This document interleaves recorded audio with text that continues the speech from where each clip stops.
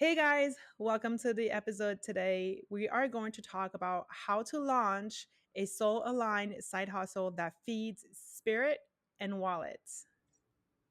It's about turning your gifts into income that can feel equal parts thrilling and scary. And where do you begin?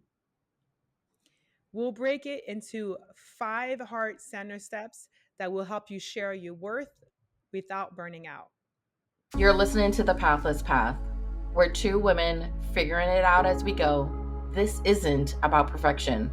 It's about staying rooted in truth, not trends, and having the conversations most people avoid. All Let's right. jump into it. Yes, let's do it. What scares you most about charging money for something that's sacred? Wow. Actually, I thought I knew the answer. Now I'm like struck.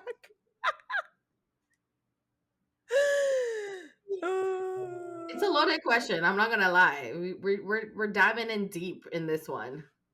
Yeah, why did you have to start with the hard one for me? All right. I think what scares me the most about charging money for something that's sacred is that people feel like because it's sacred it should be free, and I don't agree with that. I think that when you're sick and you go to the doctors, they're there to help you, but it's not free. I think that when you go to a lawyer to help you draft anything, that before you even sit down, they over here and say like my fee is and that's even before they even start drafting the contract. And so we often think that because it's sacred and it was given to us, like people forget that we are going through this. We're physically going through it as well as we're learning it, we're experiencing it. And most of the teachings that I've gotten weren't free, they were actually very expensive. It is not something that I take as in, like, oh, I'm just doing this as a hobby. This is a business. And so it must be treated as a business, but it's a sacred business. So there's a lot of empathy, there's a lot of everything that goes into it. But at the same time, we've spent a lot of hours in the studying part, and we spend we spend a lot of hours into living it and feeling it, and our experiences come into play. So we know that time isn't free, we know that we have a limited time on earth, and so I should be compensated for the work that I can provide to people. Therefore it's sacred work, but it deserves to get charged to a degree because it's sacred work. And so I think that we shouldn't be scared about charging people. I think that if anything, we should honor it. Yes, obviously, let's not go crazy on prices. If it's not worth the value of it, let's be honest with it. Again, let's be authentic and let's be honest and let's be raw. Be like, okay, we're not going to put an ebook at $5,000. Let's just be honest, right? Like, but if it's like a retreat, yes, charge $5,000 or more or less, whatever fits. But let's just, we're doing orange and apples here. So that's kind of like what I was going with this. But yeah, how about you? What scares you about charging? For me, I think it's the stigma that's like attached to charging something for something and something being sacred.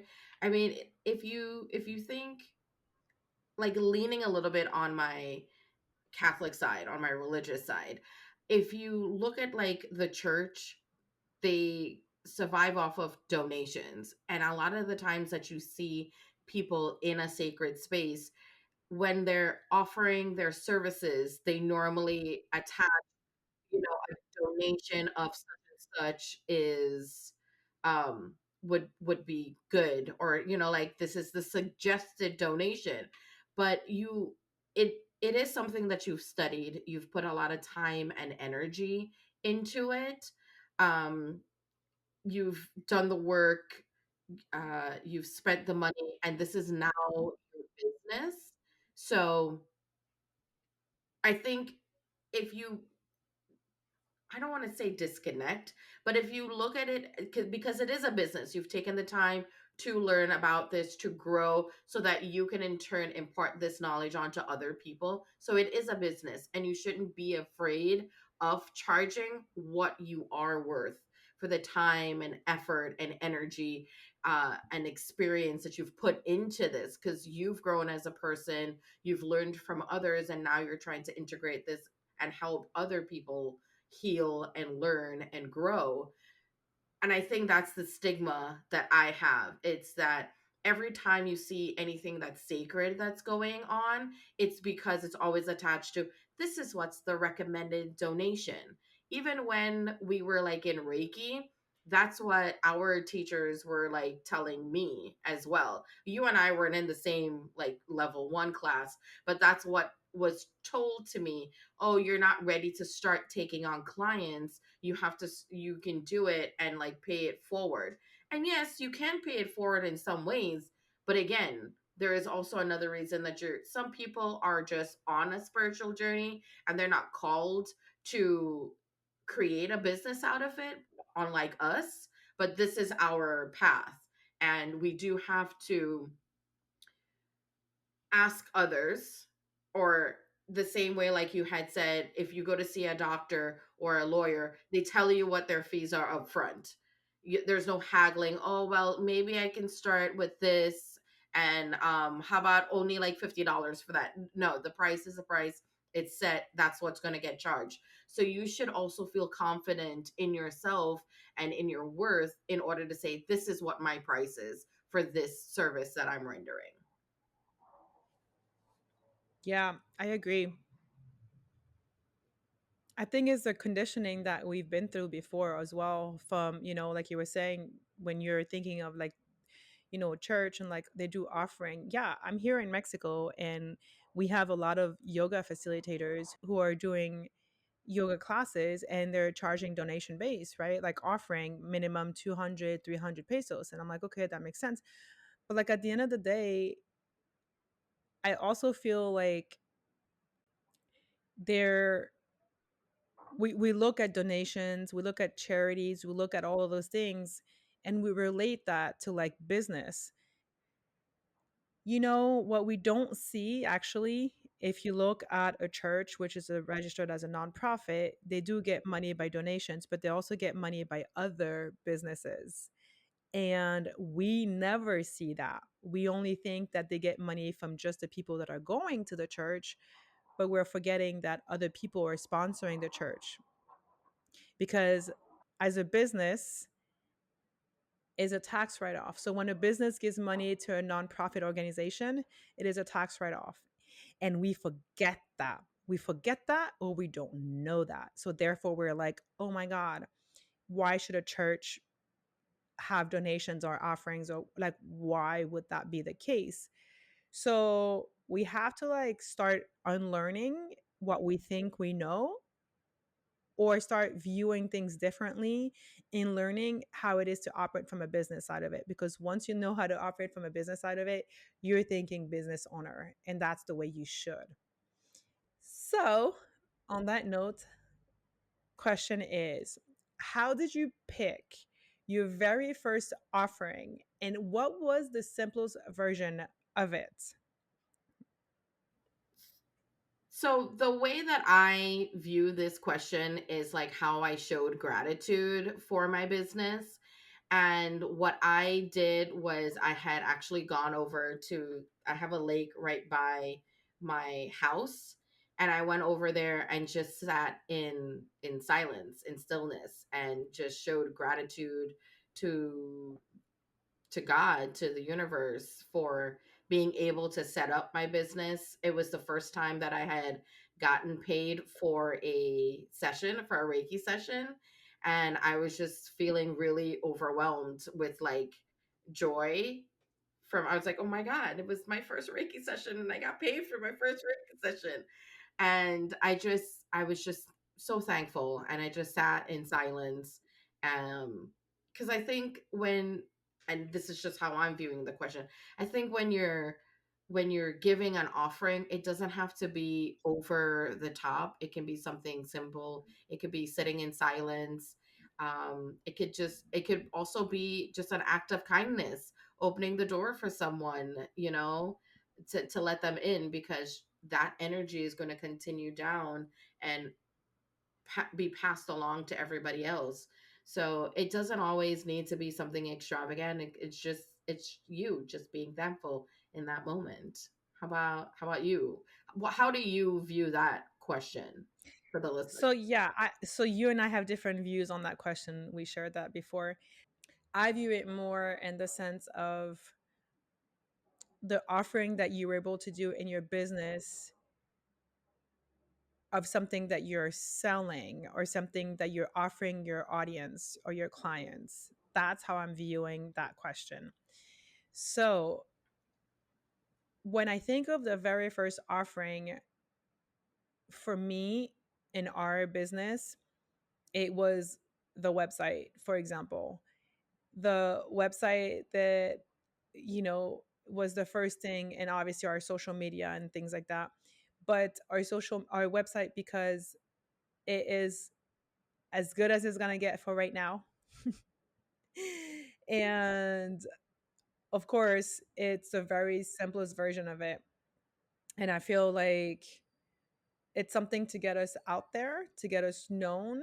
It's shared on our social media platforms, it's shared from word to mouth, it's shared on our podcast platforms.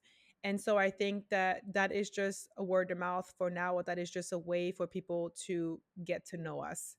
Obviously, we'll have more professional work done in the future for the website, but I think that that for me is the first offering that I was able to dedicate time and a lot of things to do for the website.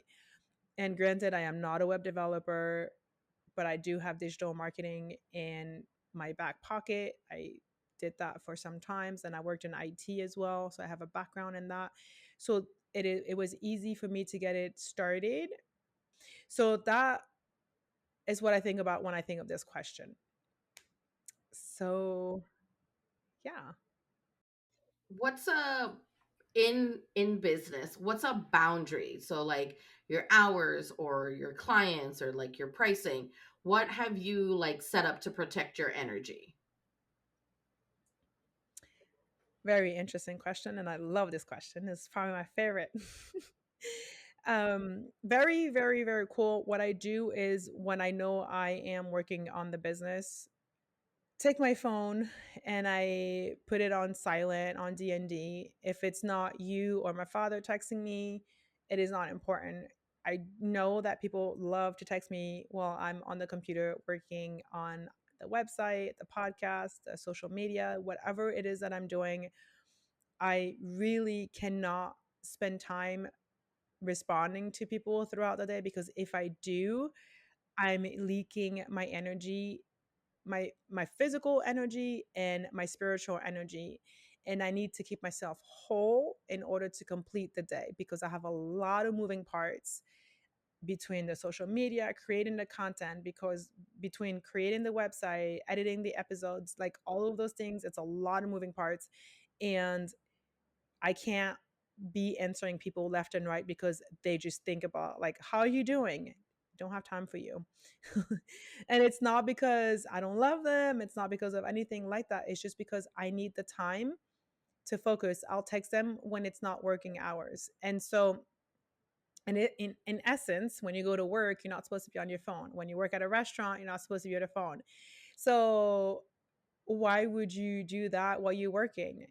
And then you get sidetracked and things like that. So it's just kind of like, oh, and you start getting into this gossip, this conversation. Oh, did you hear what happened? I don't have time. I need to stay focused.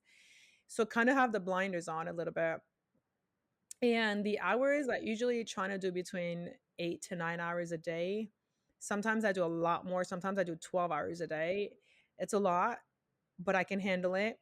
And I can handle it. And then when things are calmer, I can take days to take naps and sleep and things like that. So that's it for me for now. How about you? What are your boundaries? I guess it's really aligned with yours. So one of my boundaries is the word no. Um, it is a full sentence. You can feel empowered to use the word no. No means no. I, so I just make sure I tell people no. I'm like, I have to prioritize. Like, we use our Saturdays to do our recording for our podcast. And I'm like, yes, we can do it either a Saturday or a Sunday, but right now I'd like to stick to this structure because it's good. I like having structure to my day, to my week, to just knowing what has to happen.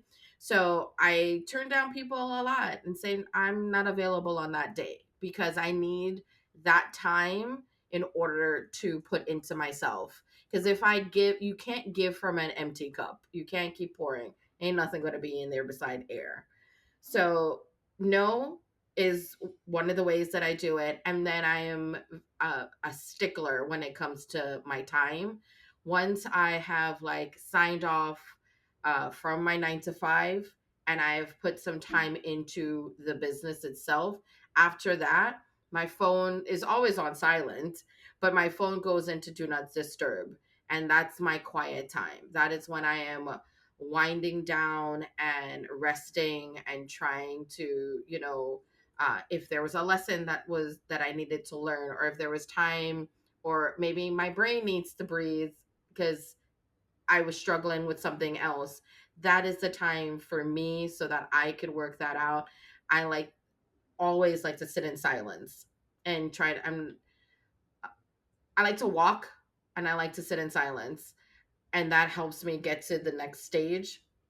So making sure that my phone is on do not disturb so that I have that time to myself is very big for me, because it's just like you said, if you answer every single question or every single message that you get, regardless if it's someone reaching out on social media or not, it's draining your energy and it's not allowing you time to rest. So it's very important to take that time to rest.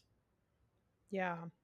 I also feel like if you are seeing a text message coming from somebody, before you go and take your phone to reply to that person, just even like think, do you want to talk to that person today? Do you feel like right now is the time? Feel your energy and sit with it for a second, because you may already know what that person's going to reaching you about, or you may be able to read on your text message the first two lines of the text message, be like, oh, I'm not reading that right now. I don't got time for this because this is not something that's sacred.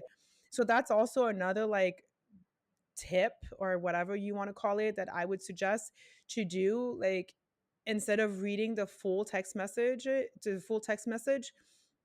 I would just like, when they come down on my phone, I can just read the first two lines and I already know what the topic is about. And if it's something that doesn't resonate, I don't got time for this. So that is one way. And then the other way is just when you see the person who's texting you, if it's somebody that you don't want to talk to today or not right now, just feel your energy and see how it feels. And your energy will let you know. Your energy's gonna be like, no, I don't want to talk to that person right now. I don't have time, this, that, and the third. And then how to, you'll know when to. I mean, I sometimes keep text messages on my WhatsApp for like days. I don't respond to people. And it's not because I don't want to, it's because my energy isn't allowing me to answer other questions or other answer the message, because the moment I start answering the message, I know the other person's going to want to reply back and we're going to have to talk. And it's not that I don't want to talk to the other person, it's just that I need the time for myself, my sacredness. If it's a working day, my energy, like there's a lot of moving parts, right? Yeah.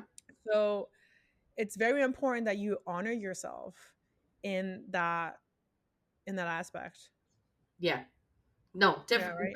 definitely. Yeah, because it's one thing to be like on a 9 to 5, and like you've got some sort of structure, but it's a Mhm. different ball game when you are your own boss. And Absolutely. you're needing to now create your own structure to be like, I do not have time to have this conversation. This is not going, Absolutely. it's not priority on my list. I have other things to take care of.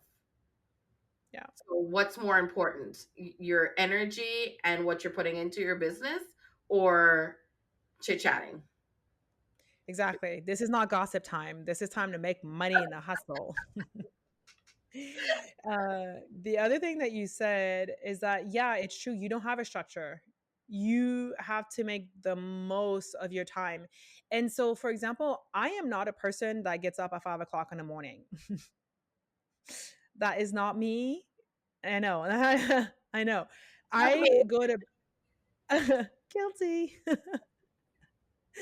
I like to go to bed a little later. Normally, when things are right in my world, I am in bed by 10:30. Before 11, I'm already in bed sleeping. Lately, I've been going to bed a little later, but it's okay. I'm not upset with it because I know a lot of moving parts are going on right now. And so what I tend to do is if I'm going to bed between like midnight 1, I wake up later, which means I get up between like 9, 10, and that's okay. I'm not hard on myself because my structure is different than Kiki's structure. She has to get up because she has a 9 to 5. I get up when I can, when my body tells me, okay, we've slept enough. It's okay. Let's wake up. Now it's time to start working. My body just does it. My body just knows. I don't have a boss over me watching me and telling me what to do. I have to do that to myself. So if I'm not being a boss to myself, how am I supposed to work further? How am I supposed to work more and be a better employee to myself, to my business, right? Obviously, if I'm tired, I know to take a rest and I know how to stop and take a rest. But you have to listen to yourself and to your body. If you know that you are a person that likes to go to bed later and wake up later, that's fine. That is not the end of the world. As long as you're doing the work that needs to be done throughout the day, then nothing else matters. You don't have to beat yourself up and going to bed at 7 p.m. or 8, 9, 10 p.m. and waking up at 5 o'clock in the morning. It is not a schedule for everyone. So I think it's important to also honor that and not be so strict with yourself because we become, oh, I'm an entrepreneur. I need to get up at 5 a.m. and do all my routines and all that. No, no, honey, stop. Please just don't because you're literally killing yourself. You're making it more challenging than what it needs to be. And do the practices in the morning when you wake up and then go to your work. But you don't need to get up at 5 to do this if you don't feel like 5 a.m. is your thing. It is just for the people who want to do it, then you can do it. That's fine. So, on to the next question that I have for you guys is, can you share a moment you under or overcharged, and what was a lesson you took away? So I had a Reiki session. I want to say it was like a couple months ago that I had a Reiki session, and I had given the person the price, the same thing like we were talking about earlier. I was upfront. I was like, this is what the cost is, with the charges for a session. And it was a lot of work. It was a lot of work. And I did not budge from the price that I had told them. And it was one of those situations where, because I was in it, I was in that energy, and trying to help that person out. Uh, Typically, when I have a Reiki session, it runs between like 45 minutes to like an hour, maybe an hour 15. But this time it was about 2 hours and like 15 minutes. And I didn't, I honestly didn't feel it. But when I got home and I was doing like my cleansing bath and everything, I was so depleted. So depleted. And looking back on that now, I'm like, yes, this is what it would have cost, but I should have also um, geared myself up to let them know this is what the price could range until, if it were to like be an extended amount of time. So that was just making sure that you're upfront about it. Let them be just kind of clear about what's happening, what they can expect, and making sure that you're also protecting your energy and not feeling depleted at the end of it. It was a very good session. Um, that person took a lot out of it. They really had that time to heal and work through a lot of their stuff. Because we did have like a consultation after, and we were just like chit chatting and how are they feeling and everything. And I did get a lot of joy out of that. But at the end of the day, your work is your work. And as much joy that it brings me, I also have to remember if it's depleting you, you really can't give from an empty cup, like I've said all the time. How about you? Myself and another facilitator were hosting a psilocybin ceremony, and so we had charged this person, we had charged everybody, all four people, a certain price. And we interview our people. I always interview the people that come to us so we can have the intention for the group, so we can match the energy for the group. So there's a lot of work that goes into it. And I remember during that time, while we were in the psilocybin ceremony, which lasted about like 5 6 hours, I think. And one of the person had a lot of heavy energy. And one, I don't want to call it darkness, but it was very heavy. And she felt it and I felt it. And we both kind of like, we were prepared. So we were energetically prepared to go into the ceremony. But what was coming out, we didn't expect it. And I guess this is something that you just never know because it's sacred work. So you just never know what's going to happen. You just need to really know your tools and really have them at your service or at your belt at all times, so that as soon as something happens, you know how to call your tools in and how to work on it. And so it was really, really heavy energy. Her and I were both kind of like sickish, and we were like, oh my God, like, you feeling? And we looked at each other like, you feel that? She's like, yep. And so we ended up, each one of us, so I stayed, and then she went in the corner of the room and like she cleansed herself out at the outside of the space. And I did the same when she came back. And then things got better for us because as facilitators, you are transmuting the energy, and not all the time, but a good part of the time when you're under medicine, you are transmuting the energy that the people are taking. When the travelers, I usually call sitters travelers, when they're traveling in their journey with medicine, things are coming out of them, energy is coming out of them, and usually facilitators are transmuters to that. So when we saw each other, we left that, so then we left that night.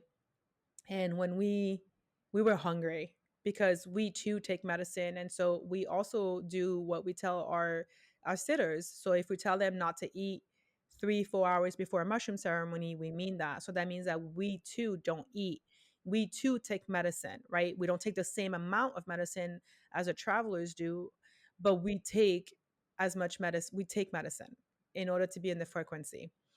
And when we left there, we were striving hungry. We were so hungry because we did a lot of work. And it was like midnight at this point. And thank God things were still open here because we went to go eat. And we were talking and we're like, oh my God, did you feel that? And we're like, yeah, it was as heavy as it can be. And we did not charge enough. And we didn't.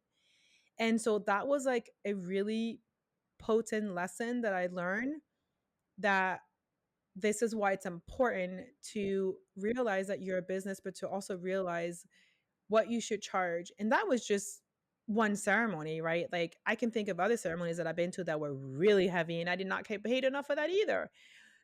But sometimes it's also like, am I supposed to learn something out of this? It also is this a lesson that's hidden in there? Should I protect myself better? Should I change my practices? And it's something that I'm not doing correctly.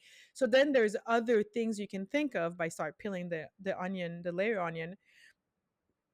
But at the end of the day, this is a lesson that I took to heart. And so that's kind of one of the reasons why today I'm not facilitating any more ceremonies, where I'm really learning how to work a lot deeper with energy.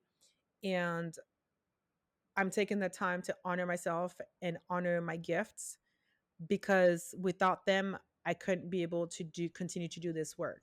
So I think that's really important to honor that. So that is what I think. I love that. Thank you. What's a tiny system for like our listeners that they can set up today? Something like a link or like an auto reply or like a something for a reminder to like help them on this business journey. So you mean for them to remember or for their clients? I think it could be for memory for them to remember to do something. It could be something to help their clients out as well. What's something that a newcomer to like setting up a business, what's something that they can do today in their business? All right, I'll do both. So, if you're a newcomer that is starting your business and you're kind of feeling like you're running all over the place, what I do, and it's working for me, so I'm going to share this. I throw everything I need to do for the next day on a reminder. I have an iPhone. I go to my reminder on my phone and I write down line by line, time by time, day by day what I need to do. I got to answer emails. I got to create a website. I got to create this. I got to create that. So I write everything down and I put a note on it on everything, like reminder to go here, do this, so that works. And then the other thing that I do too is I create alarms on my phone. So, like, for example, like an alarm to remember to eat, an alarm to remember to take a break, an alarm to remember to maybe switch. Maybe I've been focusing on this work for like 5 hours, but now I need to switch because I'm realizing that I can't I'm blocked by something, or I'm needing a link from another platform and I can't get that link from the platform, so therefore I can't continue with this work because I'm waiting for the platform for the link. So now I got to go somewhere else. So like there is a reminder that I put on myself. There's a timer, excuse me, that I put. I'm like, okay.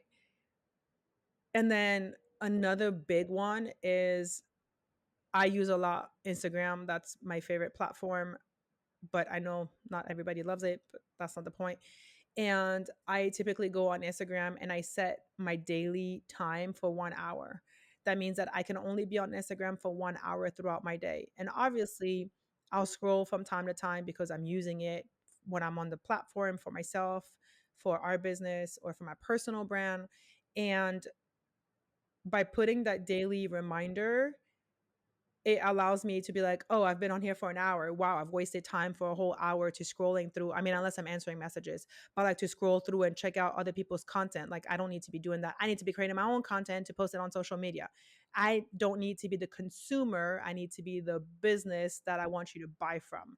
So you have to start thinking the other way around. So that is for you as a newcomer. Now, if you are already doing that, or if you already have your own structure throughout the day and you already feel like you have your ducks in a row, more power to you. Those were just my tips. Now, if you're looking for the business side of things, there are a few things that you can do. They are, for example, I like to use a autoresponder for my email.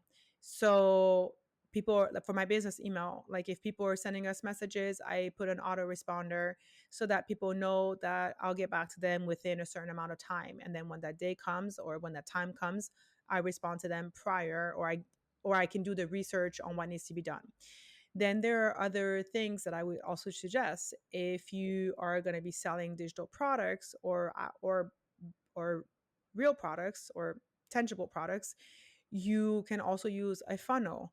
So I would suggest using a funnel platform, or if you're not going to be selling anything that is not, or it's just like a one-on-one coaching session, you don't need funnels. Or maybe you do. If you're selling a course, yeah, you can use that. You can also do a email platform that will help you like subscribe your subscribers, your audience, to follow you, or excuse me, to provide you with your information with their information, with your phone number and their email address, so you can always reach them by email. Because if tomorrow your social media were to go down, if tomorrow you got banned from TikTok, or you got banned from Facebook, or you get banned from Instagram, you lose all the million followers you have, right? You will lose all of that. So what do you do? Do you get back on the platform and recreate a million followers? Like, what is it that you do? You know, you're stuck because you're like, wow, I just lost all of that. So the best way to keep your audience is by having a mailing list, an email list.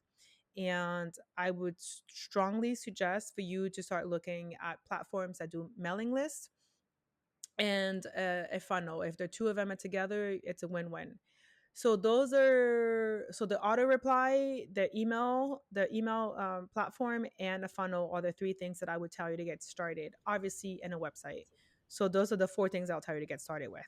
How about you, Kiki? So I'm not really savvy on the business side. I will be honest about it. I'm still growing in that, and I'm being taught by a wonderful person, Naya. So I have I'm very grateful to have her to lean on when it comes to stuff like that. But when it comes to just personally, it for me, it's definitely like setting up reminders, uh, uh, itemizing things on like my calendar. This is what needs to get taken care of.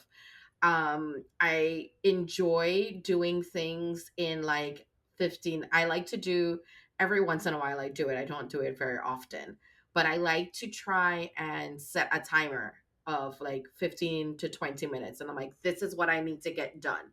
And by the time this timer goes out, I should have A, B, and C taken care of at that point. And you will be amazed by how much you can actually get done in your day when you put yourself into that like that time block. You're like, okay, this is what I need to focus on. Nobody else can talk to me. The phone is over there. This is what needs to get taken care of. The amount of stuff you can get done.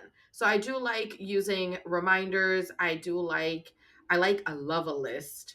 um so I had actually seen this from someone online, and he says before he goes to bed, he makes his, what does he call it? He calls it my get shit done list. And I loved that because I was like, yeah, get shit done. That makes sense, especially if you're on entrepreneur, you're in business. These are the things that need to happen, and then your day can go ahead and progress.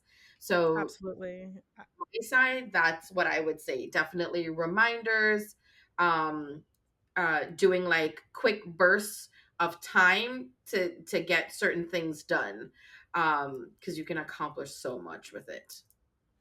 I do the same that he does, actually, because you shared that with me. Or no, you didn't share it. It was on your story and I saw it and I was like, oh yeah, that's what I do too. But I love the fact that he did say that this is very important. So I hope you guys are listening to this. But like, when he said your mind gets so going because you're thinking of all the things that you have to do. And so what happens is that some people like to write it down, some people don't. Some people keep it in and they're like, "Oh, I remember tomorrow. I remember tomorrow," and we forget it. Mhm. Or we don't forget it, but we do remember it. But the thing is that we go to bed with all that things that to do, that get shit done list, and we go to bed with it, and then in the morning we wake up and we're not sleeping really well because our mind's so focused on that. The best way to sleep well is to write down your stuff. Either you want to write it down or you want to put it on a reminder and get that done, so that like that you can put your head on the pillow and sleep like a beautiful baby and have wonderful dreams, because your mind doesn't have to think about remember this, remember that. No, throw it in the app. That's what it's there for. It's literally called reminder. You want to call it get shit done list, then it's a get shit done list. But you need to do that because you cannot keep your mind with all of those things. Even if it's responding to a text to somebody, even if it's like responding to an email, responding to your aunt, responding to your dad, responding to a business, a coworker, whatever it is, write it down. It doesn't matter. What is it that you need to get done tomorrow? Let's start that tomorrow, for example, and put it down into the reminder, or put it down on your paper. Whatever is going to work for you, your phone, your paper, but get that done because it will help you sleep and it will help you take all that so you don't have to hurt yourself. I Because I find that to be hurtful for us. It is Yes. not a good thing to do. I mean, how many So what times have you woken up and you're like, wait, did I do this? yeah, Yeah, absolutely. You're like, 100% helps.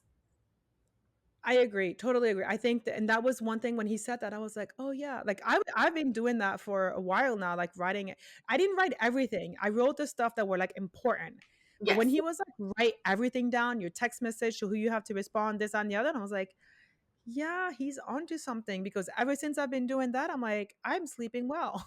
Like I remember my dreams now. Can you say the same thing? exactly. You know? Um, so what I really would love for you guys to do is, if you obviously want to, is to choose one action. Define your price, map out your offer, or carve out office hours, and do it hopefully by tomorrow if you can, if your schedule allows you to. And for our viewers, then tag us and let us know how you took that step. Stay weird. And stay wild. If you found this helpful, leave us a review so more people can learn how to blend purpose with profit. And share this episode with a friend who's ready to take their next step. We'll talk to you soon. Bye, guys. Toodles. That's it for today. If something hits home, share it or just sit with it. Follow the show. We've got more coming soon.